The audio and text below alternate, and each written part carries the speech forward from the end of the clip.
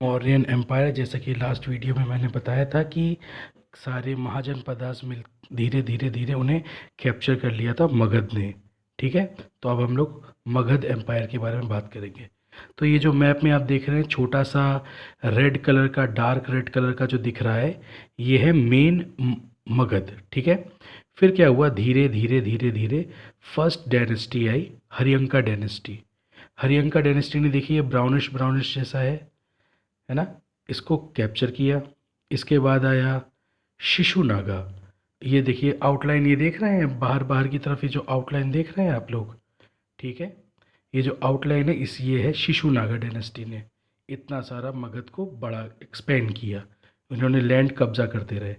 फिर इसके बाद जो अगला आएगा वो है नंदा डायनेस्टी।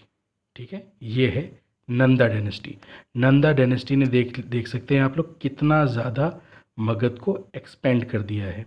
छोटा सा जो था वो मेन मगध था, उसके बाद हरियंका आया, उसने और बढ़ाया, फिर शिशुनागा आया, उन्होंने और बढ़ाया, और ये था नंदा, और अब ये है मौर्य एम्पायर। ठीक है, ये चंद्रगुप्त मौर्य वाला एम्पायर है, और आप देख सकते हैं अफ़गानिस्तान, पाकिस्तान, बांग्लादेश, म्यांमार, ये नेपाल, भूटान, सिक्किम, ये पूरा का पूरा एरिया, ये पैन इंडिया, ये सब कुछ हमारे इंडिया के कब्ज़े में था, सब कुछ हमारे अंडर में आता था। तो अब हम लोग इस वीडियो में केवल हरियंका डायनेस्टी के बारे में बात करने वाले हैं।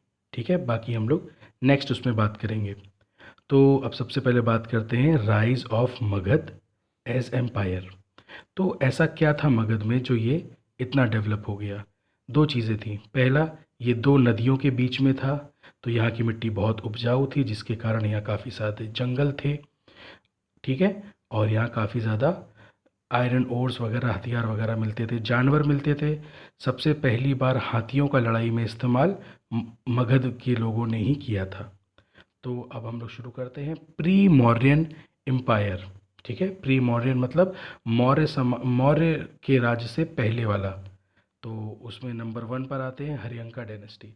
इससे पहले भी कई डायनेस्टी रही थी, लेकिन उन्होंने कभी एक्सपेंड नहीं किया। ठीक है, तो एक्सपेंशन मतलब दूसरे एरिया पे कब्जा करने का सिस्टम किसने चालू किया? हरियंका डायनेस्टी ने। ठीक है, अब ये कहाँ से कब से कब तक थी? तो ये 544 BC।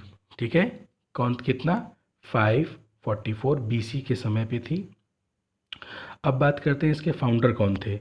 तो इसके फाउंडर थे बिम्बिसारा। ठीक है, कौन थे? Bimbisara was founder of Haryanka dynasty. ठीक है, और इनका कैपिटल क्या था? इनका कैपिटल था राजगीर। जो इस समय राजगीर है, उस समय ग्रीव राजा कहा जाता था। ठीक है, उस समय उसका नाम ग्रीव राजा था, और आज उसे हम राजगीर नाम से जानते हैं। इसके बाद इन्होंने ज़्यादा लड़ाई झगड़े में बिलीव नहीं किया। इन्होंने ढेर सारी शादियां कर डाली, ज़्यादा शादियां नहीं, मतलब ये मैरिज अलायंस में बिलीव करा इन्होंने 3 शादियां करी। ठीक है, इनकी 3 वाइफ्स थी, और इन्होंने क्या किया, जो अलग अलग प्रांत की अलग अलग जगहों से इनकी वाइफ बिलोंग करती थी, वहाँ से शादी कर ली। तो फिर उनसे लड़ाई नहीं हुई, उनसे रिलेशन बना लिए, दोस्ती वाला। नंबर 1 था कोसाला, फिर था लिचवनी, और फिर था मुंड्रा क्लैन। ठीक है, मुद्रा क्लैन, इनसे बना लिया। साथ साथ ये बुद्धा जी के, ठीक है, गौतम बुद्ध जी के कंटेम्प्रेरी थे। कंटेम्प्रेरी कहने का मतलब है उन्हीं के समय के थे। ठीक, सेकंड नंबर पर इनके बाद कौन आता है? इनके बाद आते हैं इनके बेटे। ठीक है, इनके बेटे, उनका नाम था अजात शत्रु। क्या नाम था उनका? अजात। ठीक है, अजात शत्रु। अब इनके बारे में ये कहा जाता है कि ये बेटे थे बिम्बिसारा के, और इन्होंने क्या किया था? इन्होंने बिम्बिसार की हत्या कर दी थी। किस लिए? गद्दी प्राप्त करने के लिए। अपने ही स्वयं के पिता की हत्या कर दी थी, ताकि वो गद्दी पर बैठ सके, थ्रोन पर बैठ सके। चलिए, कोई बात नहीं।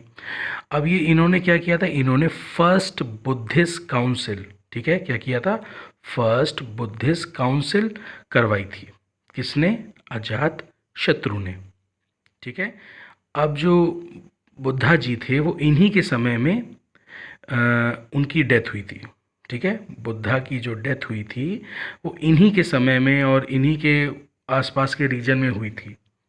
ठीक है, अब इसके बाद जैसे कि इन्होंने अपने पिता की हत्या करी, इनके जो बेटे हैं उदायीन, ठीक है, जो तीसरे नंबर के राजा आएंगे, क्या नाम है उनका, उदायीन या फिर उज्जैन, ये तीन दो नामों से इनको जाना जाता है। ठीक है, इन्होंने क्या किया, जैसा कि इन्होंने किया था सेम उन्होंने भी देखा। उन्होंने एक और काम किया, उन्होंने पटना सिटी, ठीक है, आजकल की पटना, उस समय की पाटलिपुत्र, ठीक है, पाटलिपुत्र को फाउंड किया उन्होंने ही, पाटलिपुत्र या पटना को बनाया और उसे अपनी क्या बना दिया, कैपिटल। यानी इन्होंने क्या किया, इन्होंने ग्रीव राजा राजगीर से कैपिटल चेंज करके पटना को यानी पाटलिपुत्र को बना दिया। ठीक, इसके बाद इस डायनेस्टी के लास्ट रूलर थे नागा दशक। ठीक है, कौन थे, नागा दशक। तो हरियंका के बारे में यही तीन मेन राजा थे, बिंबिसारा, अजातशत्रु, उदयन और लास्ट थे नागा दशक। इसके बाद आएंगे शिशु नागा, फिर आएगी नंदा डायनेस्टी और फिर आएंगे फाइनली मौर्यन एम्पायर। ठीक है, मौर्य, ठीक है, चंद्रगुप्त मौर्य एंड फिर अशोक, वो सब आएंगे। ठीक है, तो आज की वीडियो में हम लोग यही समझते हैं। अब थोड़ा इसके बारे में एक और बात कर लेते हैं चैप्टर कैप्सूल में। तो मगध एम्पायर जो था उसने स्टार्ट एक्सपेंडिंग यानी अपने आप को फैलाना शुरू किया था हरियंका डायनेस्टी के समय पर। हरियंका डायनेस्टी के फाउंडर कौन थे, बिंबिसारा। इनकी पहली कैपिटल थी गिरिवराज, जिसे आज राजगीर नाम से जाना जाता है। इसके बाद बिंबिसारा जो थे उन्होंने कई शादियां करी, जिसके कारण उन्होंने शांति बना के रखी, और इनकी 3 वाइफ्स थी, उनके नाम कोई ज़्यादा नहीं है, लेकिन फिर भी आपको ये याद रखना कि इन्होंने मैरिज अलायंस को प्रेफरेंस दिया था। बिंबिसारा को उनके बेटे अजातशत्रु ने मारा, किसके लिए, राजगद्दी के लिए। अजातशत्रु के अंडर में ही फर्स्ट बुद्धिस्ट काउंसिल कराई गई थी। ठीक है, अजातशत्रु के बेटे थे उदयन। उदयन ने पाटलिपुत्र का फाउंडेशन रखा या बनाया और फिर क्या, उसे अपनी कैपिटल बना दिया। लास्ट रूलर थे नागा दशक। इसके अब अगले वीडियो में हम लोग ये पढ़ेंगे कि शिशु नागा डायनेस्टी, नंदा डायनेस्टी के बारे में पढ़ेंगे, फिर हम लोग पढ़ेंगे मौर्यन के बारे में। तो जैसा भी हो वीडियो को लाइक करो, सब्सक्राइब करो और कमेंट करो। थैंक यू बच्चों, बाय।